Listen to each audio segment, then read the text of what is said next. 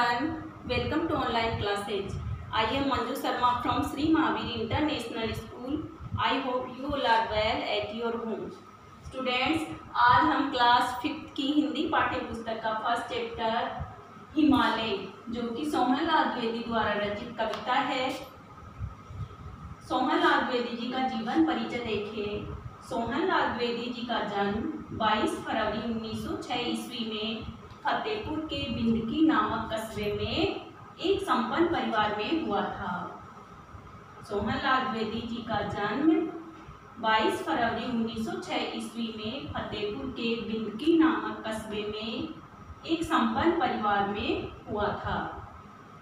इनके पिता का नाम पंडित बिंदा प्रसाद द्विवेदी था। इनके पिता का नाम क्या था? पंडित बिंदा प्रसाद द्विवेदी था। द्विवेदी जी की हाई स्कूल तक की शिक्षा फतेहपुर में तथा उच्च शिक्षा हिंदू विश्वविद्यालय वाराणसी में हुई। जो सोहनलाल द्विवेदी थे, उनकी हाई स्कूल तक की शिक्षा फतेहपुर में तथा उच्च शिक्षा हिंदू विश्वविद्यालय वाराणसी में हुई। द्विवेदी जी महात्मा गांधी जी के दर्शन से बहुत अत्यधिक प्रभावित थे। इन्होंने कई बाल कविताएं लिखी, मीन्स बच्चों के बारे में इन्होंने कविताएं लिखी। इनको राष्ट्र कवि की उपाधि से भी अलंकृत किया गया। जो सोहनलाल द्विवेदी थे, उनको राष्ट्र कवि की उपाधि से अलंकृत किया गया। 1969 ईस्वी में इनको पद्मश्री से सम्मानित किया और 1 मार्च 1988 ईस्वी को इनकी मृत्यु हो गई। मीन्स सोहनलाल द्विवेदी थे, इनकी मृत्यु 1 मार्च 1988 को हो गई। सोहनलाल द्विवेदी जी की हिमालय कविता देखिए।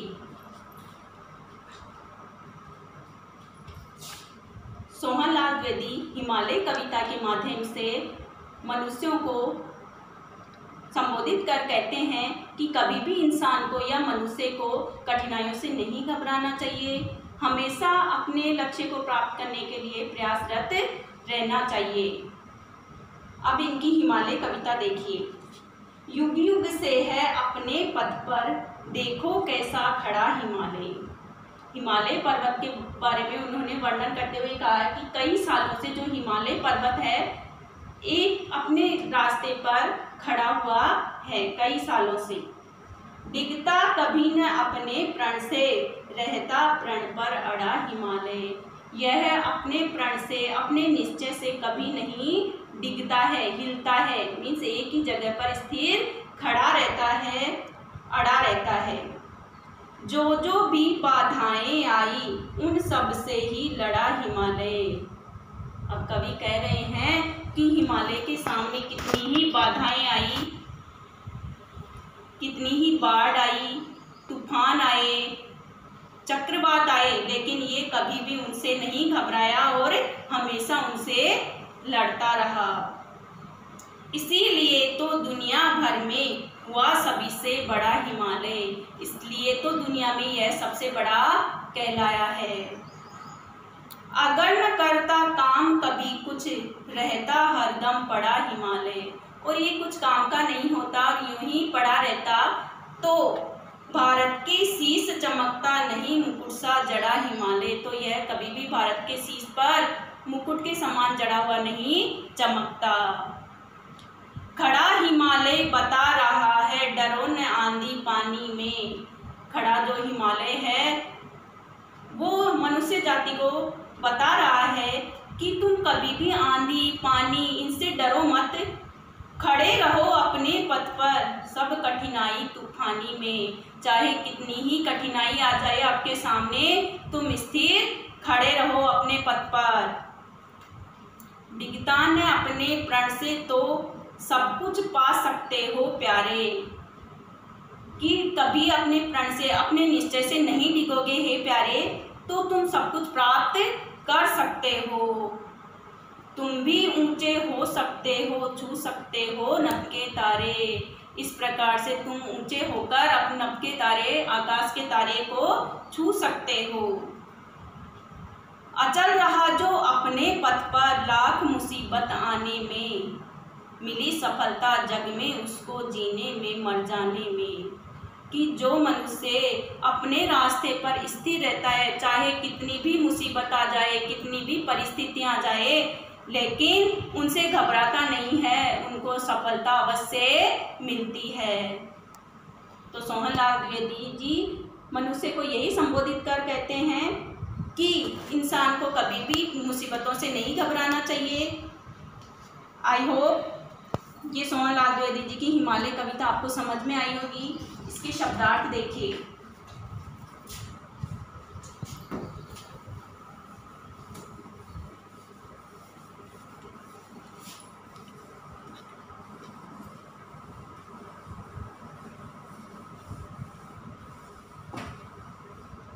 इसके शब्दार्थ हैं। शब्दार्थ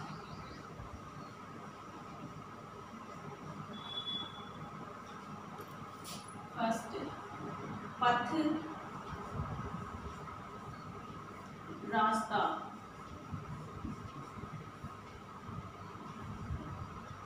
दिखता, दिखता, हिलता या हटता, हिलता या हटता।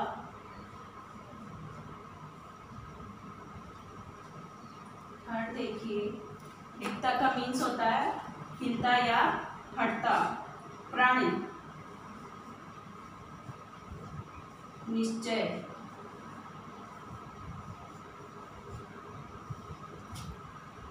और देखिए शीश, शीश, सिर,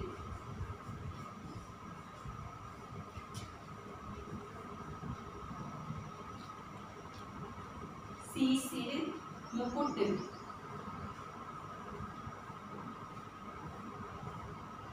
ताज, सिक्स है नभ, नभ का मीन्स होता है आकाश। सेवेंथ देखिए अचल, अचल जो चल नहीं सकता, स्थिर, स्थिर। अचल का मीन्स क्या होता है? स्थिर। शब्दार्थ एक बार फिर से देखिए। पथ का मीन्स होता है रास्ता, दिखता, हिलता या हटता, प्रण, निश्चय, शीश, सिर, मुकुट, ताज, नभ, आकाश, अचल, स्थिर। अब इसके वस्तुनिष्ठ प्रश्न देखिए एक बार, मीन्स मल्टीपल चॉइस वाले। हिमालय किस पर अड़ा रहता है? इसमें 3 ऑप्शन दिए हुए हैं, जित पर, प्रण और रण। तो आपको प्रण को टिक करना है। हिमालय किससे न डरने को कह रहा है? हिमालय किससे न डरने को कह रहा है? आंधी पानी, वर्षा, समुद्र। तो इसमें आंधी पानी को टिक करना है। मुसीबत आने पर भी जो अपने पथ से नहीं हटता उसे क्या प्राप्त होता है? घृणा, दोष, सफलता। तो अपने को सफलता को टिक करना है। मुकुट शब्द का क्या अर्थ है? ताज, सिंहासन, तलवार। तो ताज को टिक करना है। अब इसके मौखिक प्रश्न उत्तर करेंगे। मौखिक प्रश्न उत्तर। मौखिक प्रश्न उत्तर देखिए। मौखिक वाले प्रश्न। मौखिक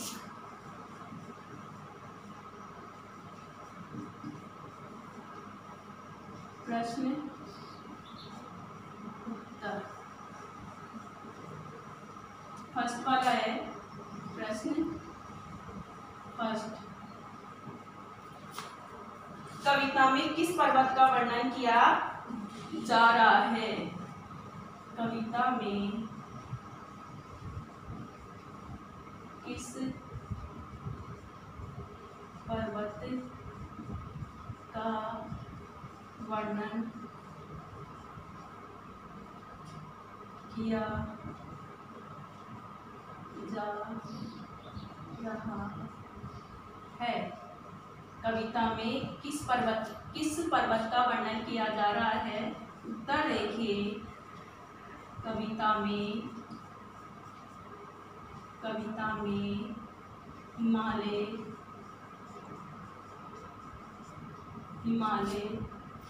पर्वत का वर्णन किया जा रहा है।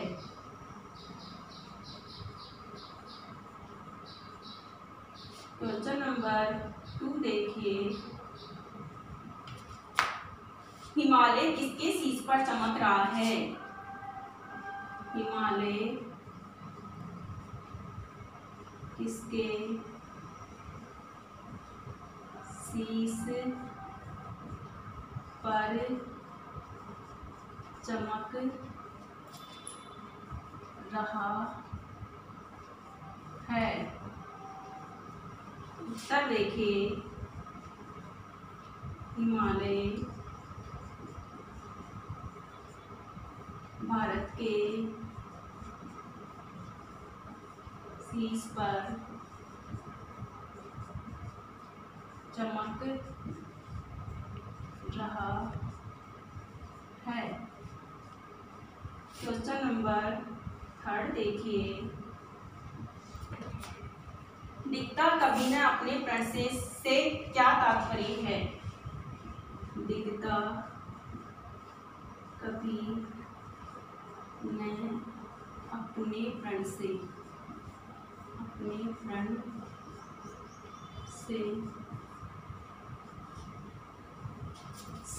क्या तात्पर्य है?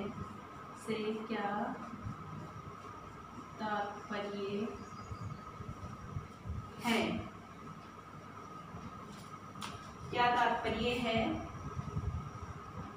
इसका अर्थ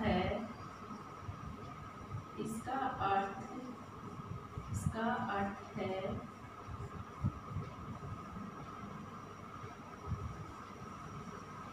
अपने निश्चय से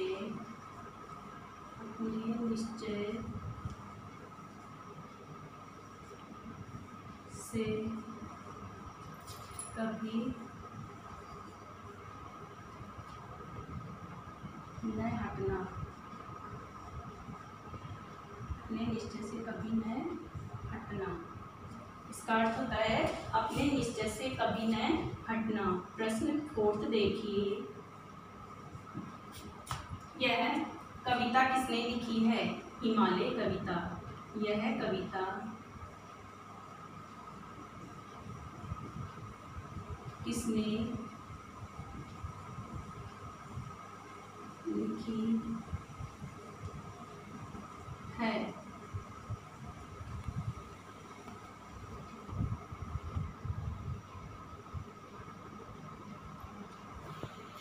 यह कविता किसने लिखी है?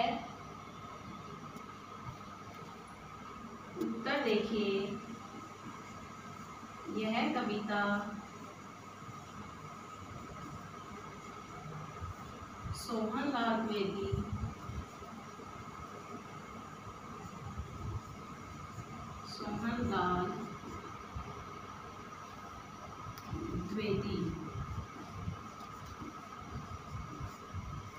ने लिखी है। सोहनलाल द्विवेदी ने लिखी है। यह कविता किसने लिखी है? यह कविता सोहनलाल द्विवेदी ने लिखी है।